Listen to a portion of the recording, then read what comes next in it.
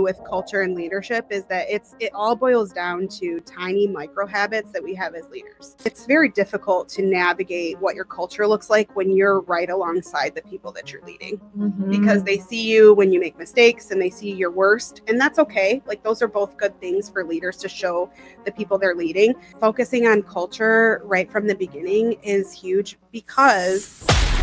Welcome to the Elite Life Podcast with your hosts, Trisha and Kylie. Here, we guide you on a journey of personal and professional transformation, revealing the secrets to success. Whether you're a seasoned pro or just starting out, join us as we unlock the doors to the elite world of growth, grit, and grace.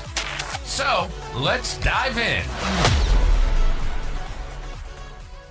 Welcome, friends, to another episode of the Elite Life Podcast. We are so excited that you are here with us. I am Trish, and with me is the lovely Kylie. Hello. And today we have a very special guest we have been super excited about having on for weeks and weeks and weeks, because, you know, we love highlighting our powerhouse women who are building real businesses with real culture and real life. And today we have the perfect guest for that. Yes, everybody say hello to Lacie Nash. Hi, guys. You have the coolest name, Lacie Nash. I feel like you should be on like a Western comic book situation. Definitely. So our friend Lacie is the founder and CEO of Clean Squad, one of Michigan's most trusted cleaning companies.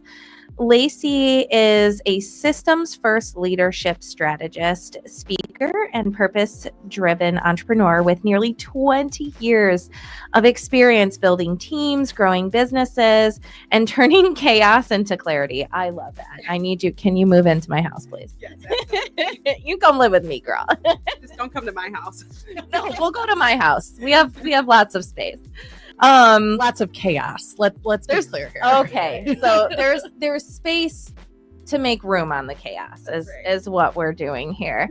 But you are the co-founder and CEO of Clean Squad. I said all of that already. I got super excited chit-chatting and lost my spot because we have a plethora. We have just like a list of wonderful things to say about our friend Lacie here. So after over a decade as a baking executive managing multi-million-dollar portfolios, you decided to launch your company from the ground up with $2,000 and some grit. Yep. Your girl put some elbow grease in, and you scaled it through systems, team culture, and leadership accountability, which is friggin' amazing. So you are also the creator of the Culture Framework, which is a coaching system that helps service-based founders and solopreneurs design the kind of culture that keeps their best people and fuels sustainable growth. This is such an amazing piece of the puzzle here. I'm excited to dive into that. You know, through your work as a coach, ISSA facilitator, and speaker, you've equipped leaders to build retention systems, which is super important. You eliminate team dysfunction. You lead with both heart and structure. I mean, you are known for so much. So say hello now that I have reached the bottom of the list. There's more stuff, though. Hello. Hello.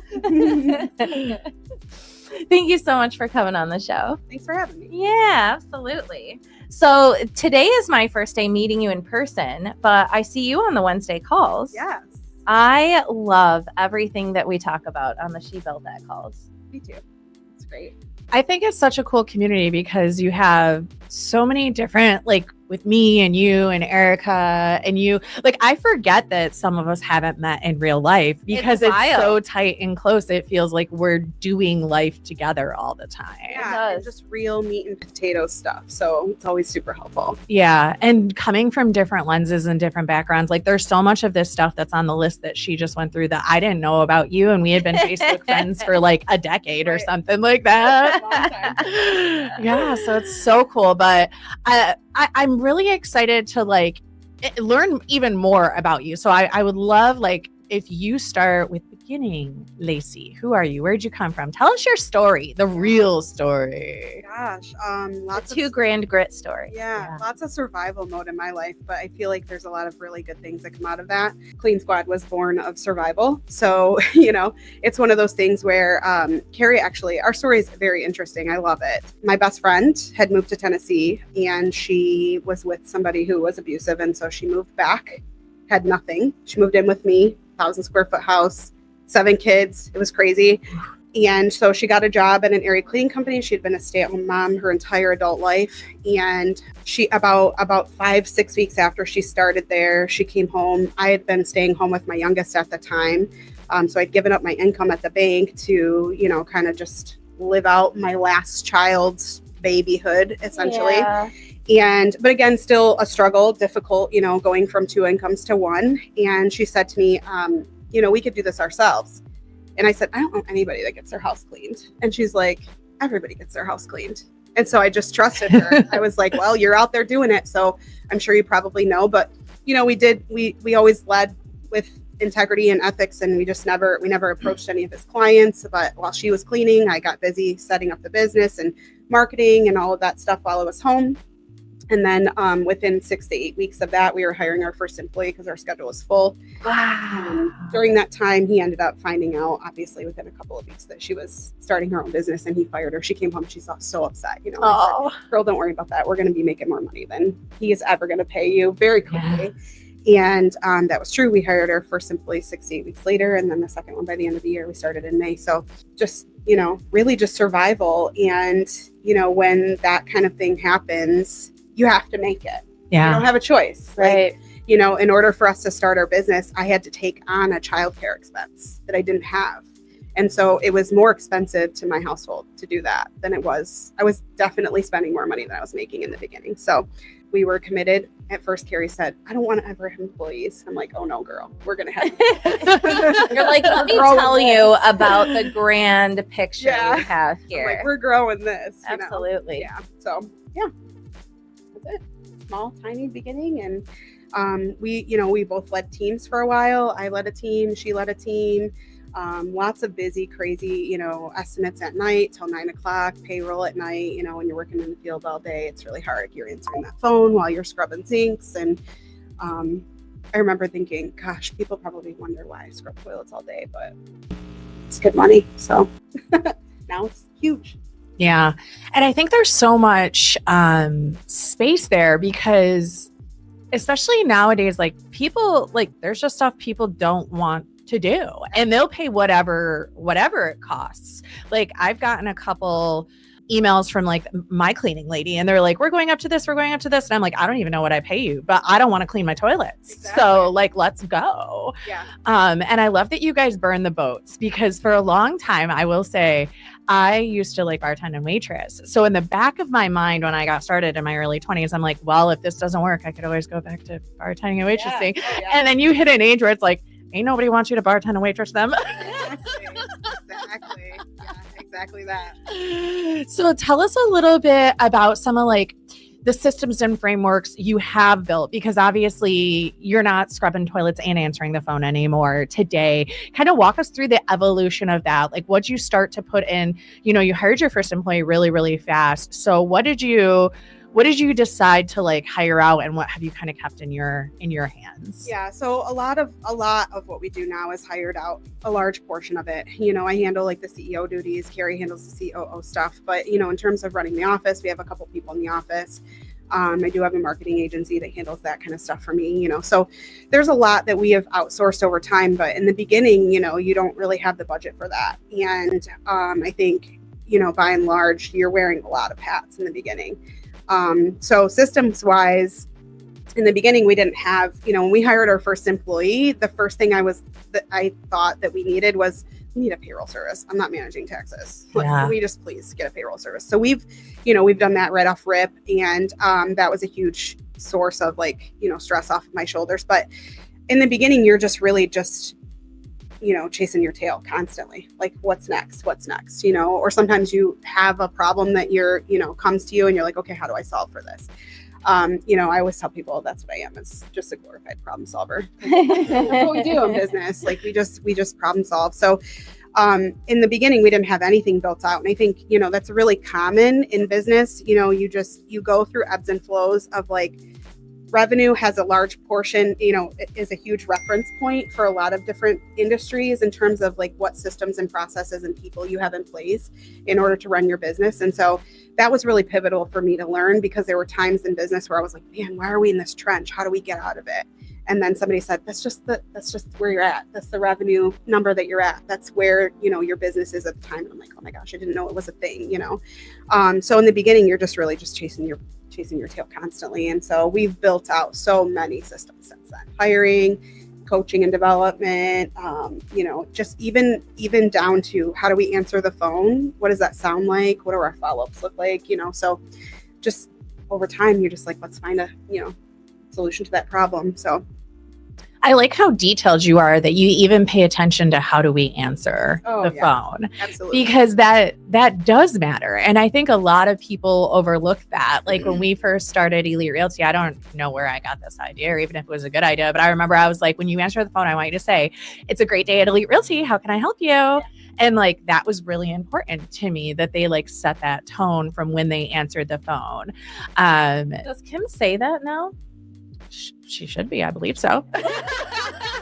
Now that I'm thinking about it, Check because like that. I don't pay attention when she answers the phone. I let Kim do Kim things and I do Kylie things. Yeah. But now I have to listen. And that's the thing too with culture and leadership is that it all boils down to tiny micro habits that we have as leaders.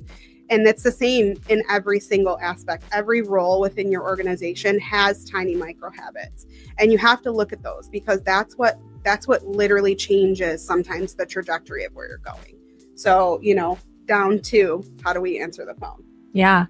And that puts us into culture. So I hadn't even heard the term culture until like pretty recently, like probably within the last like 5 to 8 years.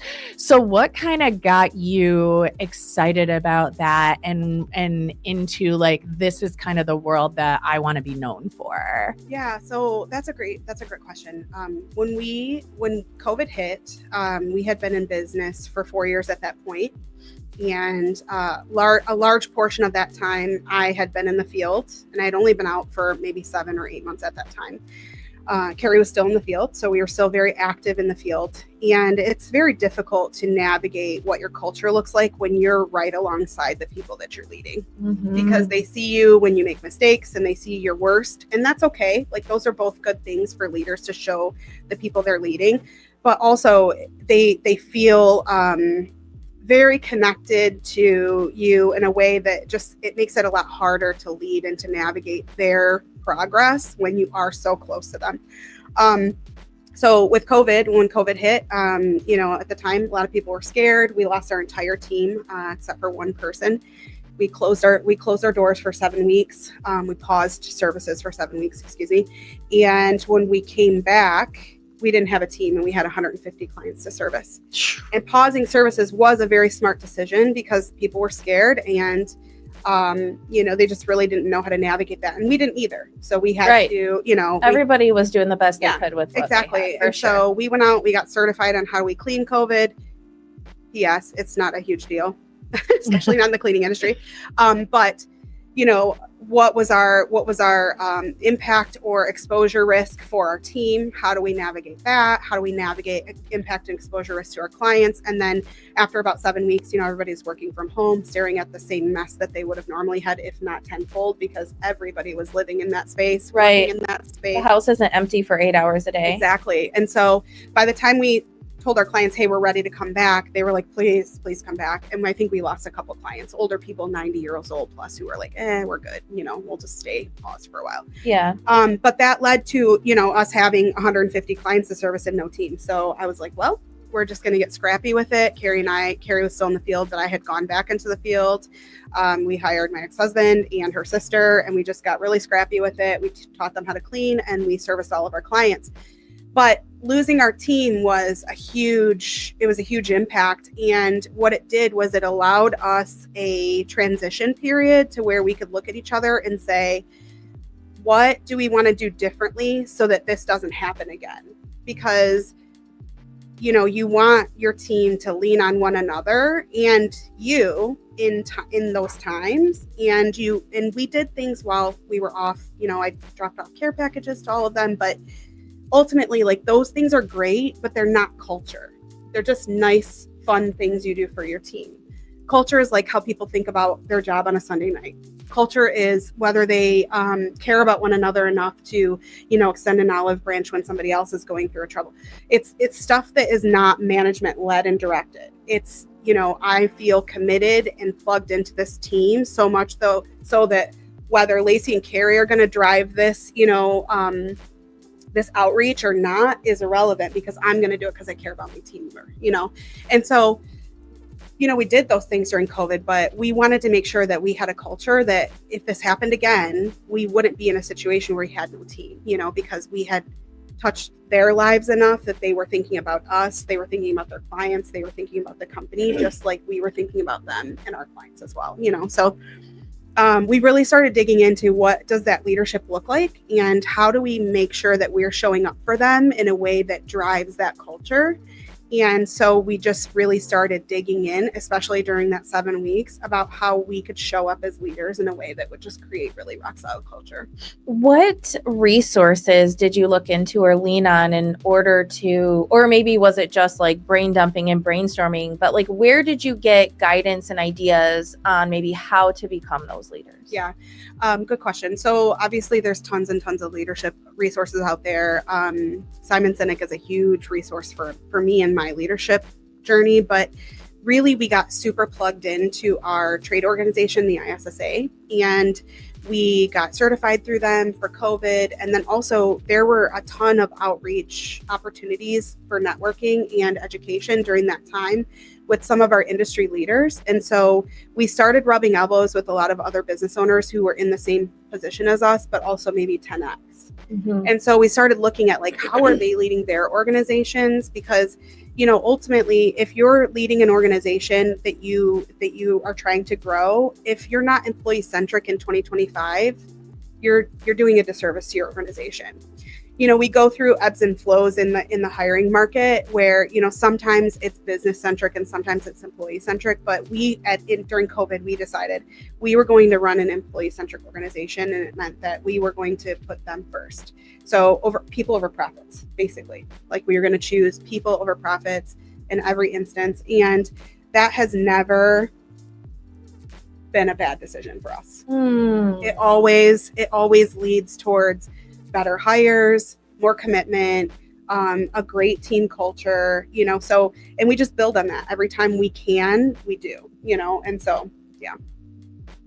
So when you were building that out, because I think I've heard you talk on, maybe it was a Wednesday talk before, about your hiring process. Yes. When you said like, this is what we're going to do to make sure we get people that fit here. What did that look like? Like, what did you guys, how did you even come up with that? Because we're like, I feel like hiring is so hard because people come in and they're like, I love people. And I'm like, you're a liar. Yeah. Like 1 in 100 people actually love people. Yeah. So like, let's be real here. How do you cut through that? Yeah. So, it's funny because the statement in our industry is, I love cleaning. And I'm like, okay.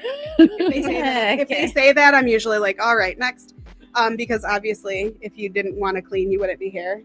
But, it's just an interesting thing. So again, it goes back to like those tiny micro habits that you have. And so our hiring process has been built out over a decade. May will be a decade in business for us. So it's really tiny little things. And it goes back to like, how do you answer that phone? How do you hire? What questions are you asking? How are you getting those candidates? Where are you finding them? What does your job ad look like? You really have to look at hiring as marketing, but for internal, so like, you market to your clients, but you also should be marketing to a team as well. And that's through your hiring process. So when our candidates come in, they've read a job ad that is, exciting. It talks about, what our pay structure looks like, which is unique for our area. We pay on commission. And my team makes good money for what they do. And so, that's a huge aspect of it. But then, there's all the little other perks. So you gather excitement, but we cast a really wide net because life happens, right? Mm-hmm. Sometimes people are late. Sometimes they can't come for whatever reason. Their car broke down, whatever it is, their kid's sick.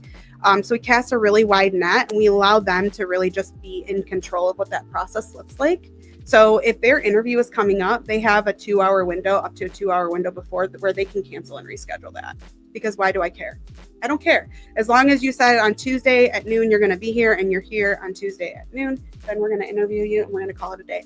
Because you just never know. Like sometimes people have stuff going on in life and they just can't show up the way that they normally would or prefer to, you know? So because we're employee centric, we're like, yeah, that's fine. Understand that, you know, but when it's interview time, you need to be here, you know? So, so it's just those micro habits. And then once they get there, the first meeting is basically just like us explaining who we are, because we don't believe that our job is for everybody. You know, I think as an employer, thinking that your job is cut out for everybody, you're doing yourself a disservice, because you really want to focus your efforts on the people who are committed to that. And you do that by just laying your cards on the table. This is what you can expect. This is what your day looks like. This is how you'll get paid. This is how you're going to get to and from your jobs, you know. And then from there, we set up like a one-on-one interview where we interview them more in depth. There's a series of callbacks because we want to see what is their ability to be on time, follow the directions that they have, you know, that we have for them. So there's all these little tiny micro situations involved in our interview process, which help us to screen out candidates that don't have the qualities that we need them to have to clean well, you know, which is by and large attention to detail and, you know, being coachable and stuff like that. So it's just about looking at your process and figuring out what are the habits that you need them to have and how can we insert those into the process in a way that doesn't seem so much like, do you like people? You know, do you like cleaning? Because do you like people? Yeah, obviously they're going to say yes, you know? Sure. So, yeah. The other thing is I'm very much so, Carrie and I have very different, you know, polar opposite personalities. So I can usually tell you if somebody has great integrity, but she's the one who's going to tell you if they're good to barbecue with. And like, that's important too, you know? Yeah. Because like, you know. It's just like, that guy's a jerk. And I'm like, yeah, but he makes a mean martini. Exactly. Well, and that's the thing is like, you know, your clients, they want people that they can barbecue with. Yeah, absolutely. Right? They do, because you're coming in, you're having a conversation. Same thing with you. You're building a relationship. Absolutely. And that's a huge part of it. But I also want to make sure they're not going to rip them off too. Yeah. You know? Yeah. So together, it's like this really great combination, because being able to barbecue with somebody is important too. You know, they have to be friendly. One of the lessons I learned very quickly in real estate is that not everyone's cut out to be like your specific client.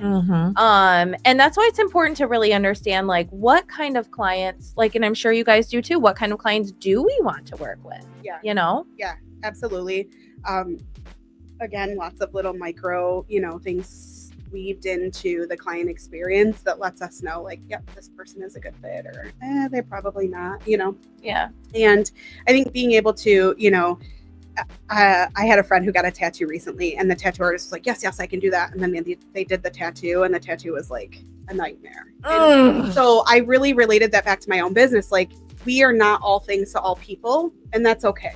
Yeah. But the most important part about that is being able to say that, because there's nothing worse than promising, you know, the earth and the moon and getting there, and you gave them Saturn. Yeah. And they're just like, that's not what I wanted, you know? So, yeah, I think that, you know, knowing what that is good too. I love that, because I think that when we were building our company for a long time, like if we had agents that left, we thought that it was an us problem.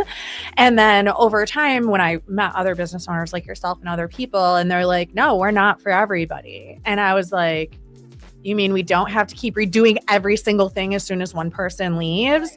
And when we stopped and we were just like, this is our process. This is us. This is how it works. If that works for you, that's great. And if it doesn't, like, that's okay too. Absolutely. That's okay too. Yeah. If you don't want to work at an amazing place with amazing people, go ahead and go find somewhere else to work. Do you guys do, like, obviously cleaning is very like physical, repetitive work. Like, do you guys do any sort of like team building events, or just things that like make people feel like people more than just employees? Yeah, absolutely. So, you know, going back to being employee centric, like everything we do is driven by their experience, right? And not to say that we don't do like nitty gritty, like get into the nitty gritty of accountability and coachability and all that stuff, because we do. But I think when your team feels like you have their back in so many fronts, it makes those really difficult conversations much easier. And so, yes, we have a set meeting cadence every single month. Every Monday morning, we have a team meeting. And sometimes that team meeting is like, hey guys, we're not meeting the metrics, right? This is what they need to look like. This is how we service our clients well. Sometimes the meeting is, hey, you went into a house and it was not the right temperature, or the client was smoking inside. This is how we handle that situation. Let's role play it. Sometimes the meeting is like, hey, so-and-so got their door hangers done this month and got a client, and this person got a great Google review. Yay, right? So there's a meeting cadence every month. The first meeting of every month is what we call our fun meeting. They get points. They have, we shout out like different things that they've done that are really great. We give them prizes, gift cards, and, time off, and just all this fun stuff. Because even though I think, celebrating privately with individuals as they've done great things is super important, everybody likes to be rewarded and acknowledged for a job well done in a different way. Yeah. And I think it's really important that you just highlight that for them, but then also not everybody in the team knows. So like, let's just celebrate it, so there's lots of things. We have a really great Christmas party, which I think is really good. They like getting together in that space, there's just tons of stuff. We have an employee wellness program. They can get reimbursed for, take care of themselves, chiropractor, massage, stuff like that. So yeah, there's a lot of that stuff weaved in, and I think that does help contribute to good company culture. But what's really crazy about it is that like the reimbursement program, for example, they rarely ever even participate in it. But just knowing that it's there is something that makes them feel happy about it, Right. So it's just small things like that they really like. Yeah. I love that. And another question that I think like falls in there is like feedback, right? Like we have tried a lot of different things for employee feedback. Like we had a little box where people can write stuff. And it's interesting to me because we had some employees be like, well, we feel like we want to be able to give more feedback. And then we put the box out there and nobody ever put anything in the box. And we've had like, email addresses and stuff like that. Do you guys have a specific thing you do for like feedback to you? Yeah, absolutely. So our feedback, again, like the meeting cadence, we have set times for them to give feedback one-on-one with their direct supervisor. And so that happens every other week. We sit down with them for a one-on-one. And it is very, again, goes back to like those micro habits, right? What do we want this meeting to look like? And in your industry, it might look different than in our industry. And even in our industry, as we scale, this meeting will look different, obviously, as well.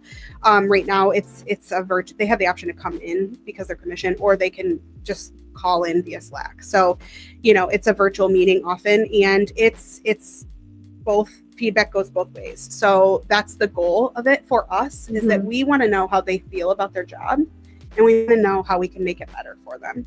And so, are there times where we have to have conversations with them, feedback for them regarding their job responsibilities? Of course.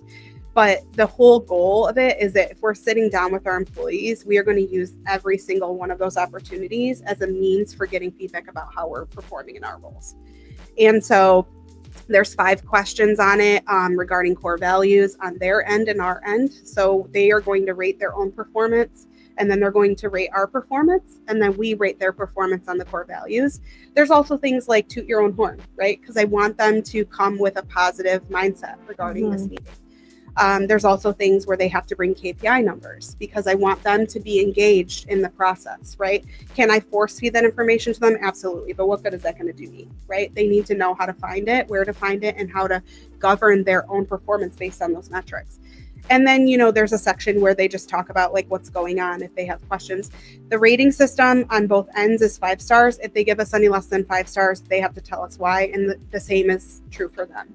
So not because I think everybody's a 5-star all the time, but if you're feeling anything other than great about what you're rating me on, then there's probably some piece of feedback that you have for me, right? And so that's the same for them. And so we kind of set that expectation that like feedback is a tenet of our culture, and often, because that's what is critical for us making sure that things don't turn from really tiny small things in order to big fester and be huge. So you would just really have to look at what your what the flow of your business is, and just say, how often do we need to do this?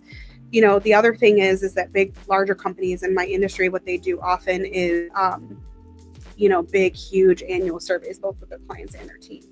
And it's mandatory. You have to fill it out because that way, you just really get into what is nitty gritty. So Yeah. Yeah. I love that you are having them kind of bring, I don't want to say homework because that's not the word I'm looking for. You're giving them like some skin in the game when it comes to these meetings. Like, it's not just like you said, I'm the boss lady and I'm sitting down. It's like, no, we are having a conversation. Like, we're in the same boat, my friend. Like, let's figure out how to make it run smoother. Yeah, we talk about that all the time too. I tell them, neither one of our jobs is more important than the other. If anything, their job is more important than mine because they're the hands and feet, right? But I tell them, like, yeah, I have this title and that's great. That's just so other people outside of our organization know who I am. But like, you guys know who I am too. And you know what my role is and what I'm responsible for here. It's not any more important than what yours is. It's just different. Yeah. Right. And so it just takes many hands to keep the ship afloat. And mine is, this and yours is that. And so, there is an expectation. And I think that that's the way that you kind of set that is like the company will succeed when we are all rowing in the same direction. And it doesn't if we're not. And so, yeah, you have to come to this meeting committed and engaged to it, and ready for that process. And so that's the way that we do that is we say like, yeah, can I force feed this information to them? Of course I can. But then how are they engaged in that process? And so I think when they come with those metrics, it really changes the whole entire vibe of the meeting because they know what the expectation is. And then they also know where they're at in that process. It also gives them a little bit more control over, what the meeting is going to be like. If I've looked at these metrics 2 weeks ago and I haven't looked at them again until now, then I know like, oh man, I wasn't really committed to making this number any different than it is, Mhm. Right. So, yeah. Yeah. And I love how that collaboration is working. And it kind of brings us to talking about collaboration because you mentioned like the other groups that you've been a part of. And I've seen you go to like conventions and things like that. So can you talk a little bit about collaboration within your industry, but also like we have a lot of realtors that listen. So like, what does that look like to collaborate with other vendors? Do you guys do that often? Like collaborating with realtors on clean outs and things of that nature and kind of speak to that? Yeah. So collaboration in my industry was the pivotal point for our business. That's where we were able to go from where we were to where we are now. I really think that, sometimes what happens is you get really in the weeds with where you are in your business and you're just so busy putting things together and systemizing and growing your own, your own plot that you forget to look outside because looking outside is where you gather insight into where you're going. It's where you gather inspiration, right? And so rubbing elbows with other business owners that are, 10x where I am through the ISSA has been huge for my company. And so, switching from, paying hourly to paying commission was something that we got from another business that is double the size of ours. And it literally was the difference between a 72% payroll revenue to a 39% payroll revenue. Like that change, it just changed my business completely. And it was a lot like, we knew that it existed, but we didn't have anybody to hold our hand and say, this is what it will look like. Yeah. This is what the fine details of that look like. And so I'm eternally grateful to that organization because, and that's the cleaning industry. It's a big melting pot of airline pilots and chemists and, school teachers. And it's a really cool space. And we just give freely to one another, in our area downriver, it's pretty competitive, but I'm of the camp that rising tides raise all ships. And so, I'm willing to share and give information to anybody. I'm out the camp that as a business owner, I think we're just a little bit more crazy than other people, but outside of that, I'm not the smartest person in the room. So, Yeah. So there's that. And then, I think that with having really great partnerships, it makes it just makes things easier, you know, like there's a referral partnership, but then there's also like, hey, I have this really terrible job, like, you know, I need some help. You know, it's some of those relationships that I've had with some other vendors. Like we have a carpet cleaning vendor that we deal with on a regular basis. That's really nice because I'm able to give them to my clients, and I know like, okay, you're going to get the same customer experience with them that you will with us. And until we're able to do that kind of work, it just works really well. Yeah. With real estate agents, I would say that, you know, having that referral partnership is really great because there's a wide range in the real estate industry of where we may be needed. Mm-hmm. It could be on your client's front, but it also could be so that you can list the house, you know, so it just depends on where we're falling into that. And I think having somebody in your corner that, you know, you guys have a mutual relationship where you just understand one another is super helpful because it just allows business to flow much faster. Yeah. And I like what you said too, is like, you can set expectations because there's nothing worse. Like I was talking to one of my agents today and she's like, you know, it was the holidays. So my client just got this random home inspector and like, it turned out a mess, like, especially with the cleaning. Yeah. You don't want to send a company to go clean a house and like, a lot of things could go wrong there, right? Like pricing, like the actual job itself. Yep. Like there's so many things in cleaning a home. Like my last home that I purchased, I actually almost didn't purchase that home because I walked in and the smell inside of it was so overwhelming. I walked right out. And I remember Andy sent me to that house again. And I'm like, I already seen this house. And he's like, well, what was wrong with it? I'm like, I don't remember. And then I walked in and I was like, the smell. And he's like, well, you could get that cleaned out. I'm like, are you sure?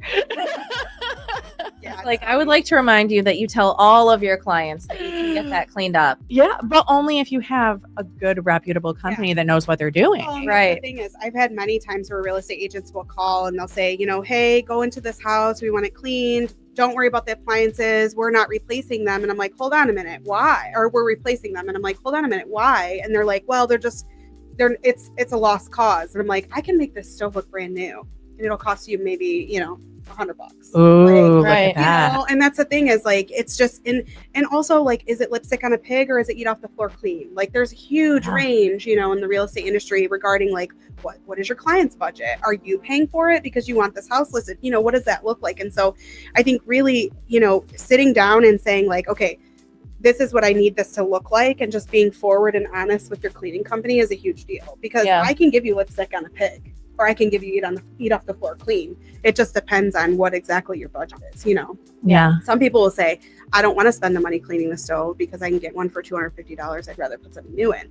But some people are like, we don't have it in the budget, you know, clean it or whatever. So, and I think too, in that space, not everybody knows exactly what is possible. Right. Know? So I think people don't know what they don't know. Exactly. And so I think the education piece is huge. And I think, you know, communication is a core value of ours. So I think over communicating is never a problem. Yeah. And I think right here is a really good spot for you to let our listeners know, because again, a lot of them are realtors, but then a lot of them are probably moms who are tired of cleaning their freaking house. Where do you service? Exactly. So they know where you service, how to find you, how to talk to you, how to have these conversations with you. Yeah, absolutely. LinkedIn, obviously, Lacie Nash and Clean Squad are both out there on LinkedIn.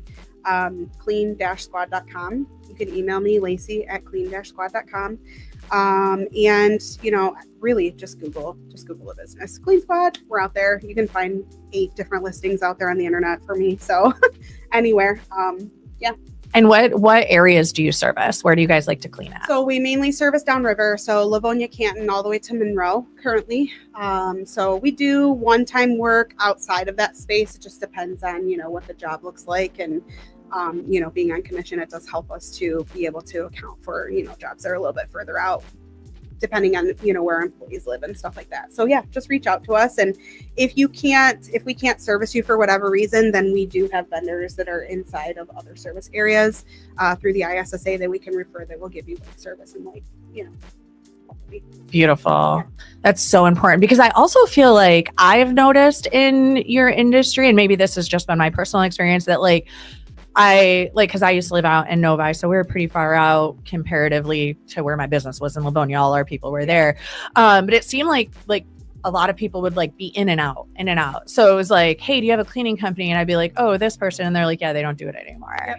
This person, no, they don't do it anymore. Yeah. So we have a a business page ran on Facebook in our area that has like, I don't know, 180,000 people in it. And it was created for businesses downriver to advertise for free. And at any given point, there is at least 180 to 200 cleaners out there.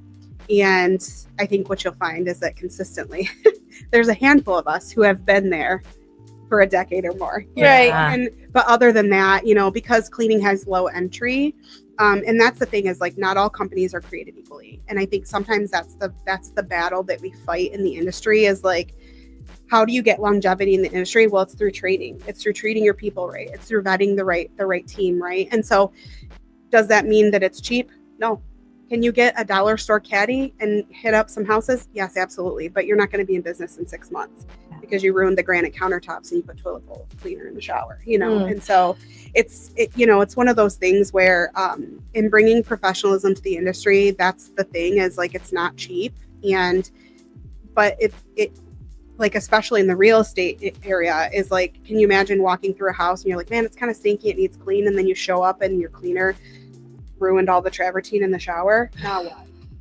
Very expensive mistakes. Yes. Like you get what you pay for. You do. And so you're looking at like, $100 to $200 more for cleaning services, but like how much does that shower cost? Yeah. And also like these people are in your home. Like I think about that all the time. Like the girl that cleans my house out here in Clarkston, like she just in here all day. I don't know what she's doing, And so it's like you really need to trust these people that you're just leaving them in your house for the whole entire day. Yep. So do you really want somebody who's only been doing it for a hot second? No. Exactly. No. Exactly. Because, does their, all of their reviews and like time in the industry, does that match, them being here? I mean, like I said, you can get a dollar store caddy and start cleaning. Anybody can start a cleaning business, Right. But it doesn't mean that it's going to be good. And it doesn't mean that, you could trust them. So yeah. Let's talk to our business founders for a hot minute. What do you think is a mistake you made along the way that other people could learn from? Because we like to give people some actionable steps and some learning lessons so they have a work smarter, not harder. Yeah, I think that really, it boils down to, we all come to business with baggage, and one of the number one things I think that in the beginning was I allowed my limited mindset to govern a lot of my leadership ability, but also how I shaped, policy in my company. And so we had to learn very often and very, very quickly, don't shop with your own wallet. Like that's number one, because we were starting this business from the ground up. Carrie was broke, so was I. So we would go in and we would think, there's no way this client will pay this much money to have their house cleaned. And what we didn't realize is they absolutely would, and they would have paid more, And so there's that. But, I think focusing on culture right from the beginning is huge because it does shape how you make those hires. And it also shapes how you relate to your clients. So once you're hiring people and they're out there being the hands and feet and wearing your logo, you want them to have certain characteristics and qualities for your client's sake. And not concerning ourselves with that meant that I wasn't showing up as a leader that they needed, but it also meant that they weren't showing up as a team that my client needed either. So yeah, for sure. What was a big win for you that you were like, I wish I would have done this a million years ago. This put us over the hump and leveled us up to that next level. Yeah, I think when I stopped working in the field so much and started building my business was a huge win. And I had heard people talk about that a lot, because like I said, I wasn't really truly out of the field for about 5 years. I'd heard people talk about that a lot, but in the beginning, when you're wearing all those hats and you're chasing your tail like that, you don't really know what that means until you're like, okay, no, we're going to commit to this. If we have to move a house because team is running late, then we'll do that.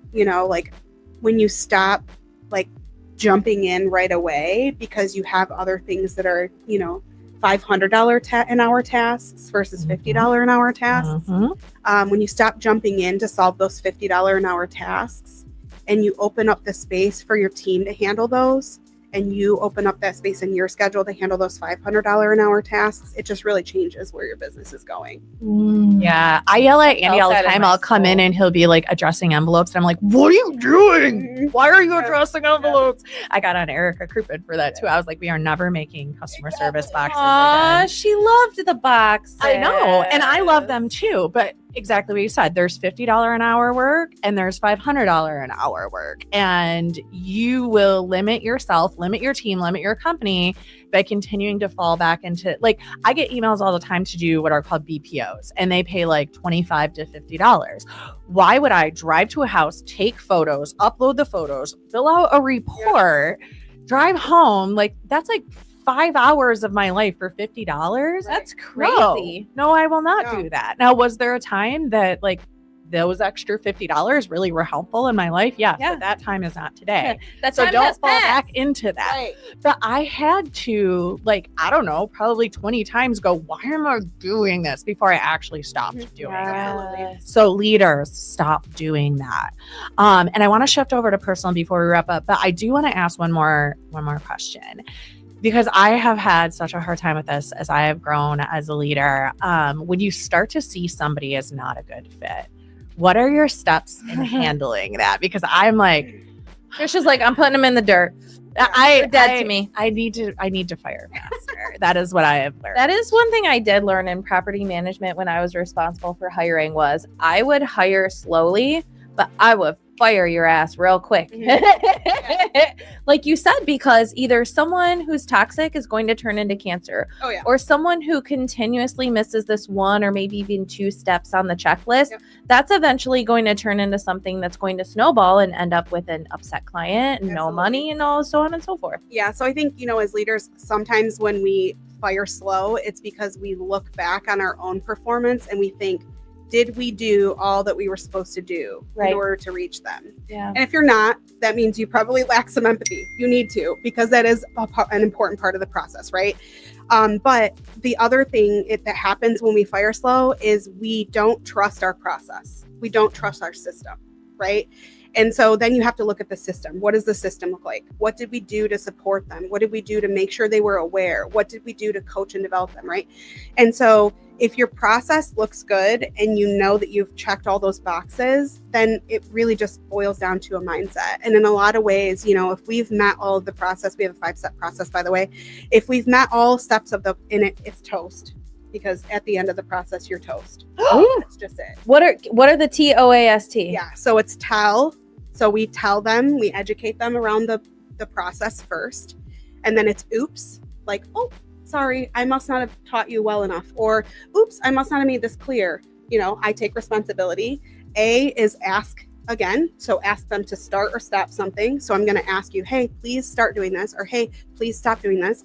S is you state it again. This is the process. You're not doing it. You need to do this. And T is termination. Okay. So that's how it is. And so they know we have a document. It's, it talks about the process, and then every single letter has another, and it talks about where they're at in the process. They sign it, we put together a plan. And then by the time we hit T, like everybody's on board. I love that you put that in place, because not only does it help you not get in your feelings about a situation, because you really might love Brandy, and Brandy is a single mom. However, she's not getting her poop in a group. Exactly. But also, it is a great way to have that paper trail so people can't start pointing fingers at you, talking about, I got fired with no notice, blah, blah, blah, blah, blah, blah, blah. Yep. And that's what I mean when I say, like, as leaders, if we're not firing fast, it's because we don't trust that we have all of our ducks in a row. Mm-hmm. So when you look at that system and that process and you say, okay, how can I make sure that all of the ducks are in a row? I want to make sure that I'm coaching and developing them. I want to make sure that I'm owning any crap that I didn't take care of. I want to make sure that, we've given them ample opportunity to be retrained, or whatever that looks like. And then at the end, it's just a very factual conversation. And at that point, there's no emotion left in it. It's like we have beat this to a dead pulp, and here we are, Yeah.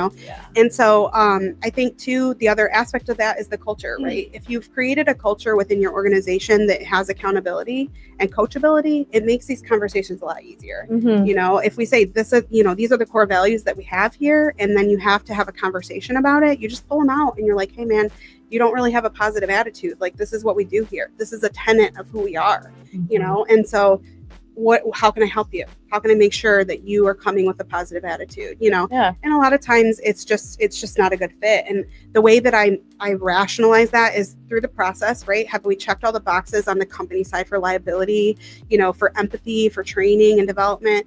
And then, you know, sometimes it's just a matter of saying like, listen, you're not a great fit, and I am okay releasing you to find something that is. Yeah. I love that. That's it. Yeah. You know? Yeah. So And that is true. Over the time, as we have tightened up our systems and processes, and I feel more like now that you're like iterating that, like it is true. The last 2 agents that I just straight exited this year, I went through, like, we didn't have it called toast. That's super. I'm gonna write that down. I'm gonna re-listen and write that down. But I did exactly that. And so at the end, I didn't feel bad about it. I'm like, we have literally done every single thing we can. We've had these discussions, we've had these talks.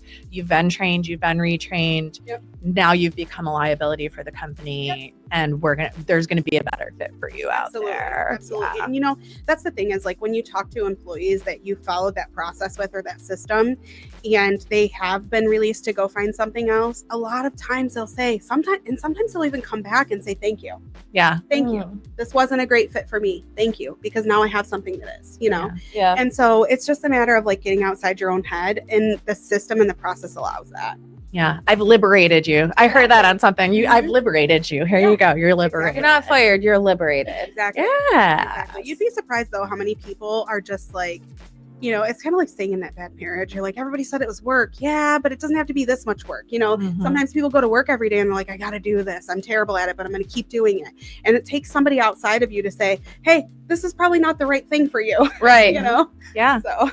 Yeah. And sometimes that develops over time too. Like, especially in our business with real estate, it's a little different. I think that we train them to be really good really fast. And then sometimes they get really big egos about that. And our mission is to serve and strengthen the community. Well, it's hard for you to be serving when your ego is bigger than your head.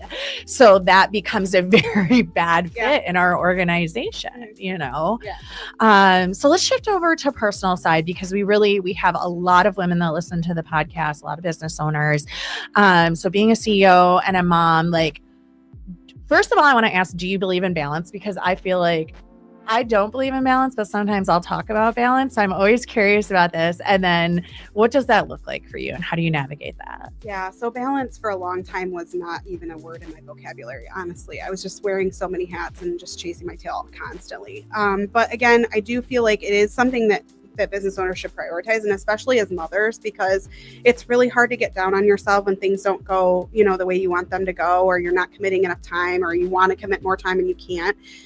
You know, we still, as mothers and business owners, we still wear a lot of hats, even if our jobs and our careers are, you know, a lot smoother and systemized, and we have people helping us, because we do have kids and sports and all of those things too. And so I think, you know, this year I've really focused on committing more time to myself. And, you know, especially when you get to a certain echelon in business, I feel like, you know, that time to yourself really becomes critical, like mission critical. You can't show up well for your team if you're not giving yourself any time in the day in order to pour into yourself.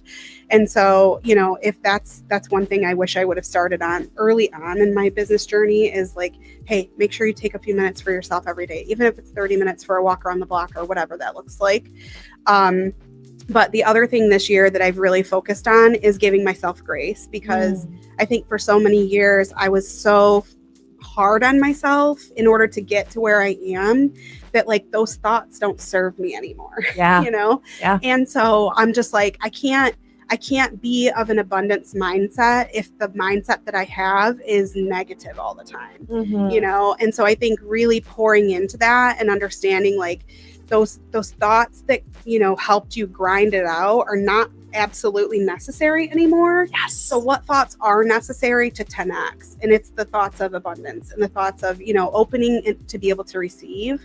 And so you have to really work on that personal narrative of like, you know, stop beating yourself up. Like you showed up today in this way, and that's okay. Yeah. Tomorrow it's a new day, you know? So yeah, reminding yourself you're doing a great job. Yeah. I was watching, Ed Milet had a conference one time, and there was a woman that was a speaker, and I wrote on this like cue card, and it was like, I don't do shame. I don't do overwhelm. And I kept that cue card in my bathroom, and I moved it. It's still there. I saw it the other day. And I feel like it took like all of those years to actually internalize it. And every morning, I don't know if other women are like this. I feel like I've heard other people say it, but it's always for me in the morning. Like I wake up and my brain instantly wants to go to that old like guilt and shame and I literally will stop and be like, we don't do shame. Nope, not around here, baby. You've been doing a lot of good stuff, and that's what we're going to think about. Absolutely. Is that what you do first thing in the morning? I do. Yeah. And so then now that I have like Lacie's saying, like stepped into that like grace space, what it does is it flips that perspective in your mindset of you're a baddie, like you do really good work, and then you wake up and you get out of bed and you start moving through your day with confidence and excitement and a little bit of spicy attitude, and everything changes for you. So I do think that there is a place and a reason why when you're starting a business you have that, and it does push you, like you said, in that grind time that you need it, but also you do have to flip into that other identity and understand that you are always editing that identity and growing. It's similar to, that red car theory. You buy a red car and you see all the red cars. Like if you are operating, from a space other than abundance mindset, you won't see abundance when it shows up. And you have to be able to see it and be able to receive it. And I think that that's the way that you do that, is just by changing that mindset, and the affirmations is super critical also. But, I learned something actually this year that like affirmations are good. They teach your present mind, but like in order to teach your subconscious, you have to visualize. So it's a partnership, right? And so that's the other thing is, they're doing so many studies about that kind of stuff. And it's really interesting because I never really believed any of that until I started engaging in that space as a leader, and I see it, Right. So. Do you take time for visualization? Tell us a little bit about some of the habits that are like your what's your routines look like? Yeah, what are your habits and routines look like? So journaling has been something that's been really big for me this year. And I always used to be like, yeah, Lacie, that's a one-sided conversation. Why are you doing that? But I never really understood that, like how much insight I would get from that, and it's been really mind-blowing to me to get the insight from that. Both the confidence to have the decisions that you have, but then also the insight to see a different perspective. And so that's been huge for me this year.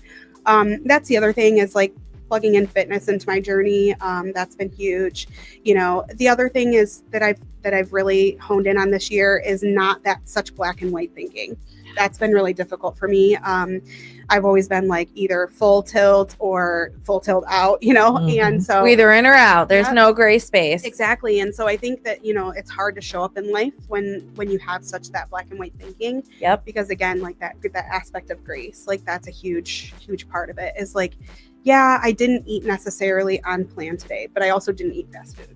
Like you have to find that happy medium sometimes, especially as a mom and a business owner, because life is crazy. And I think if you're constantly beating yourself up, you literally leave nothing for anybody else. So so I think exercise, that's huge. I make sure to plug that in every week. And then journaling, that's a huge thing. Therapy, not going to discredit that. Please, if you don't have a therapist, find one. They're leaps and bounds amazing for your life. So Yeah. I just recently, like in the last few years, have started that space. Like two things can be true. Like when I'm having a conversation, it's not because I want to be right, because I want to learn. Absolutely. And I think when you can kind of step away from that, right.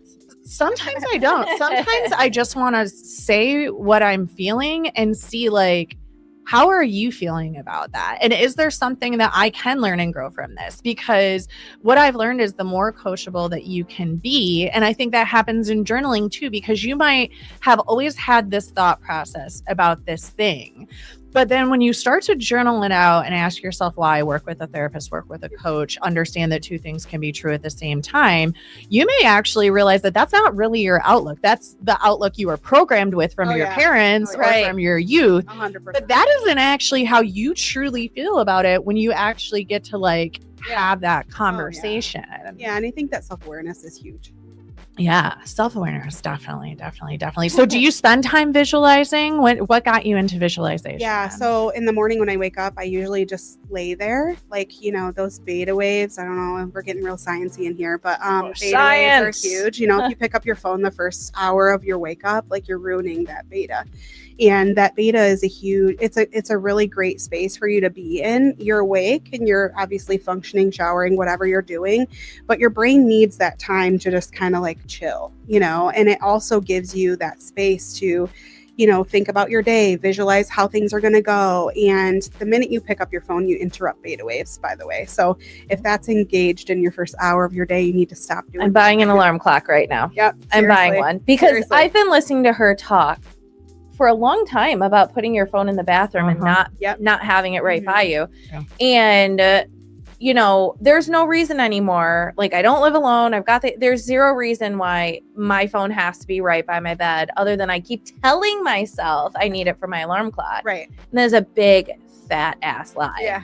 You can hear it from your bathroom. Well, and your sleep is just, it's like this phone has an impact in your life. And so when you're sleeping, you're thinking, what's going on in the phone? What's going on in the phone? What about my email? What's my schedule look like tomorrow? And so I think when you said it in the other room, it's like a division, like, okay, now it's sleep time, I would love to not touch my phone until like 6:15 when the alarm goes off to wake the kids up. So I feel like I sleep way deeper now. I don't think I ever would fully fall asleep when my phone was next to me because my body was always like your waiting central for it nervous to do system, stuff. Yeah. And then once I moved into the bathroom, now like, when I sleep, I'm sleeping. Yeah, and I think it opens up space for you to do other things, journal, Mhm. read, whatever that looks like. At night too, because otherwise what are we doing? Scrolling, Mhm. Yeah. checking our schedule, like Eating. so, yeah. What I want to, are we in the fun question now? Yeah, go ahead.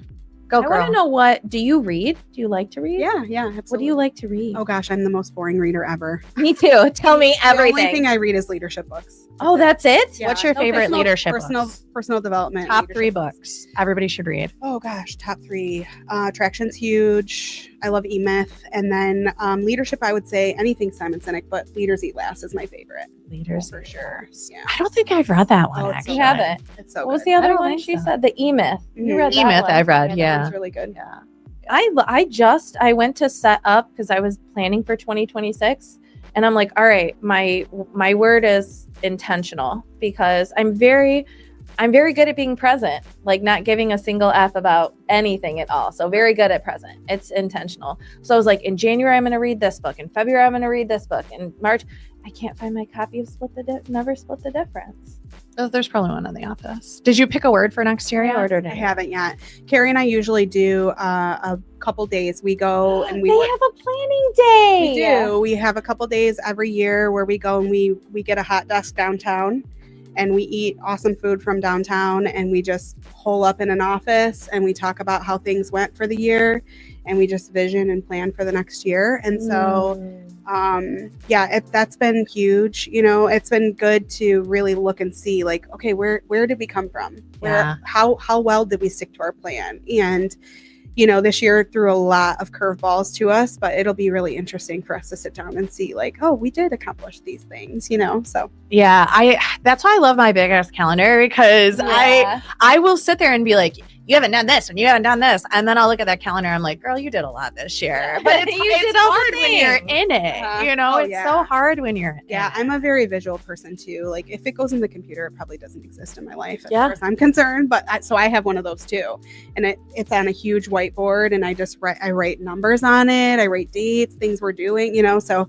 Yeah, it's been, I think probably because you mentioned it, it's not a big ass calendar. I think it's off brand, but. Well, I got a 15% off code if you want one. Oh, perfect.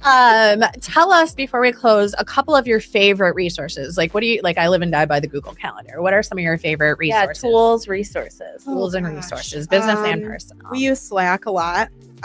Really great. You can set up automations and stuff, keeps our team connected. Office communications clear. So we use Slack a lot. And gosh, I'm an Outlook calendar girl. Okay. I love Google, but can't get over there. Yeah, it's whatever like visually works for you. Yeah, if it's not on my calendar, it doesn't exist. Yeah. It's hard in the Google space though, because everybody's Google, and I'm like, no, can you send me an Outlook invite? Oh, love it. And I'd be over here like, It's I don't so know. 90s. If you could go back and tell 15-year-old you something, what would you tell her? Oh gosh, that's a great question. I would tell her something about limited mindset, because I never thought I would be where I am. Same. Like Welcome to the show. honestly, yeah. And, I think that, when you grow up living in survival mode, like you do limit your ability to receive. And, very much so my career and my business now was